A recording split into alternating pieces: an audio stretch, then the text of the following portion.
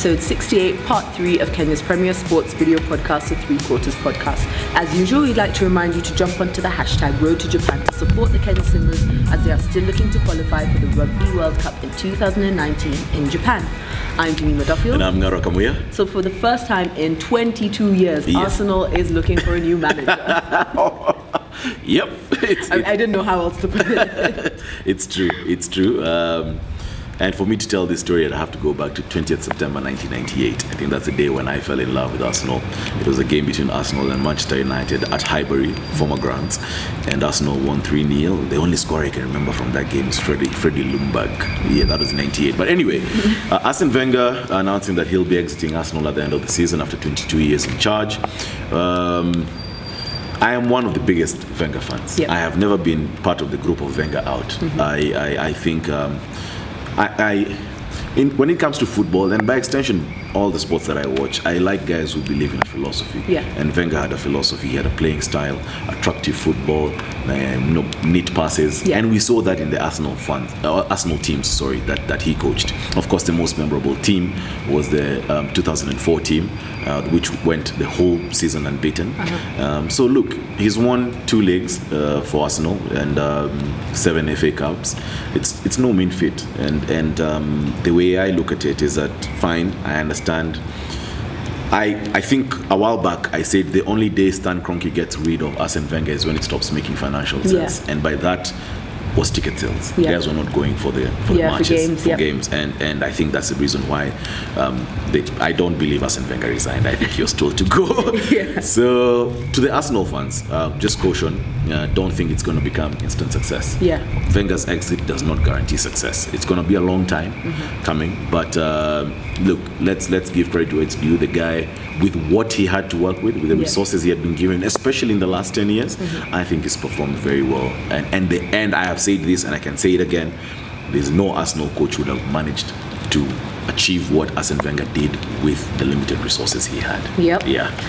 So we move on to government and betting firms. Yes. So basically, if I place a bet and it goes in my favor, I have to give 20% of my winnings? Yep. You have to give 20% for your winnings. That's going to be a revision to the Betting, Gaming and Lotteries Act by SportPesa. By the government. Yeah. SportPesa, I guess have won the battle on behalf of the betting firms. So the government has said that they're going to reduce the 15%, which was on winnings. The 35% has been reduced to 15%, which was on the winnings. Yeah.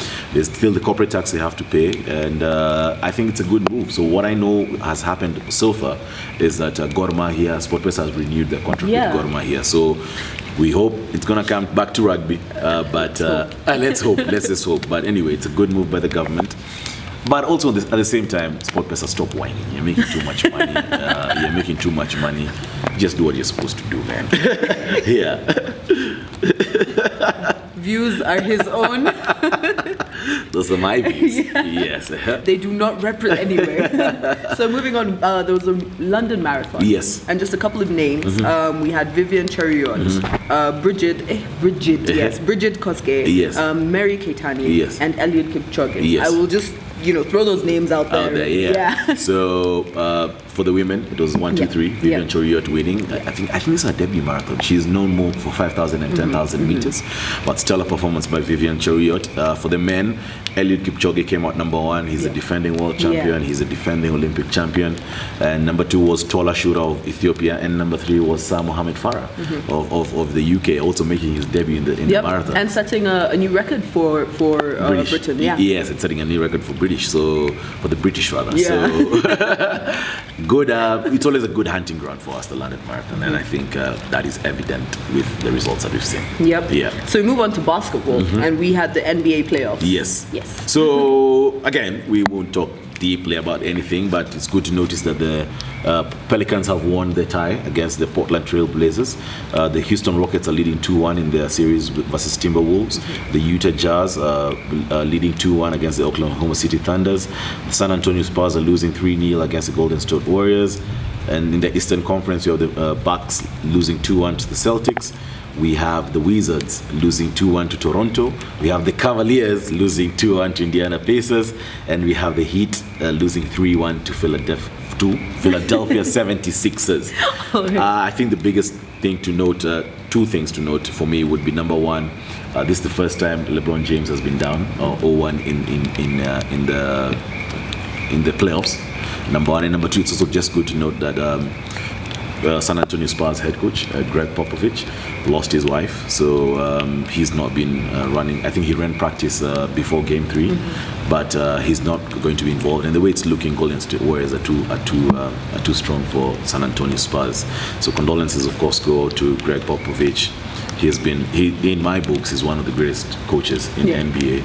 So it's sad. I mean, it's sad news for San Antonio. And like I was watching an interview, Tony Parker say, look, the bigger things than basketball right now. So they're not really thinking about the game. They're thinking about Coach Pop. Yep. Yeah. So we move on to our bonus segment. Yeah. Where we're talking merchandising and sports. Yeah. So from the outside looking in, basically, how is merchandising done? The question we're asking is how it's done in the West. Yeah. And what are the pluses that we've seen? Yeah. And also, how do we bring it to Kenya and maximize on it as a revenue generating sort of win for each and every sporting organization. Yeah. So the first example I'd like to use is Arsenal FC. Arsenal FC have the holding company, which is Arsenal Holdings, and then they have two subsidiaries and Arsenal Holdings. One of the subsidiary. They have two subsidiaries that handle merchandising. Yeah. One handles merchandising for within the UK, and another handles merchandising for outside. Yeah.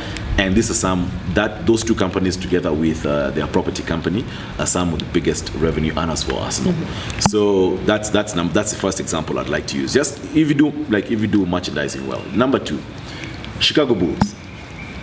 I think they're number 4 now in terms of number 3 in terms of the richest clubs in the NBA, and mainly because of merchandising. They're still selling they're still making a hell lot of money off the sales of the Jordan jerseys. You know, the number 23, either 23, 33, Scottie Pippen, and 91, Dennis Rodman. They're still making money off that. Yeah. So I won't delve too much into what's happening in the West. I'd like to see what's happening in Kenya. Yeah. I think about Kenya Harlequins. Yeah. Because that one I can talk for a fact. Yes. Why is it that whenever I need a nice Queen's tie or Queen's blazer or Queen's cufflinks, I have to go to London? Or a Queen's cap, I have to go to London. I think about Gor Mahia. Gor Mahia have a very fanatical support, and I think about the amount of money they can make off merchandising, and you don't have to make things too expensive. I mean, just make it across the board. You have the jerseys for the guys who can afford 5,000 bob, and for the guys who can afford 500 shillings. Yeah. Scarves, as I've said, cufflinks, I've said ties, I've said caps, I've said I visited the Springbok Museum in Cape Town. They even sell lighters for Springboks, for the cigarette guys. You've got bottles. You got cups. So it's an avenue, of course, that has not been looked at by our local guys. Unfortunately, we lack visionaries in our local sports. But it's an angle that can generate you a hell lot of money. Yeah. Again, a chat I've had with Kisumu RFC Vice Chairman Gideon Kidenda, and he says that's one of the plans they want to do in Kisumu is flood Kisumu with Kisumu RFC things. So it's an angle that has not been looked into, and it can make a hell lot of money for our clubs, and I think our clubs should be looking at it. Yeah. I think like what we've done here, like especially maybe in rugby, because that I can actually talk about is the fact that we've got it locally, and you can get it locally. Like you can get your KCB replicas, you can get your Harlequins replicas, you can get your Impala replicas. But then what happens now when you are not in Kenya and you would like it? That is now where the even forget about in Kenya. Just have we exhausted the market? If we go for a Queen's game today, is everyone in a Queen's jersey? You see, we haven't exhausted the market. We haven't made it easy. To get, I mean, you have to either be a member or you haven't. Or it's just really expensive sometimes. Like, to get a replica, it is really expensive. It is. I know, like for Queens, it's 2,000 shillings. But you should be able. Come on, guys. Like the money, Jesus. I think about the money you can make from merchandising, and it disappoints you when you see that you are lacking the visionaries in the sporting organizations. What I'd like to know is, just before we sign off, from our Arsenal supporters, who do you guys think will be the next coach? I mean, honestly, because that is a question that people are, It is a question that people need answered. Who do you guys think would fit best with Arsenal right now? You can do this by liking our page on Facebook, following us on Instagram, and subscribing to our YouTube channel. I'm Demi Wedofio. And I'm Ngaro Kamuya. We'll see them next week for episode 69. Yep. Oh wow. You was right.